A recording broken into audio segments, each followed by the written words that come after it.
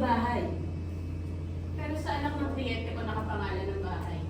Siya ang nagpapatuloy ng hulog hanggang siya ay mamatay. Oportunista ka mo rin. Kahit ano wala kang makukuha sa anak ko, kahit nandiyan niya, hindi mo makikita. Madam, ako na po ang bahala ng salita. Ano niyo kung gano'ng kasama ang ugali ng babae to?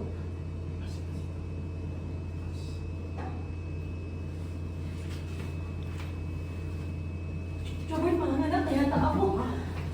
Dali mo ako sa ospital! Dali mo ako sa ospital! Manganak na ako! Ah! Ah! Ah! Wait! Robert, dali! Ate! Wait, ito na lagay. Nay! Nay! Nay, parang awa mo na ako. Sumulong ka na, Nay. Kung may konting kabait na ka pa sa puso mo natitira. Tulungan mo kami, Nay. Bakit ko gagawin yun? Robert, hindi ko na kaya manganak na talaga ako! Manganak! Jaime! Jaime, anak natin!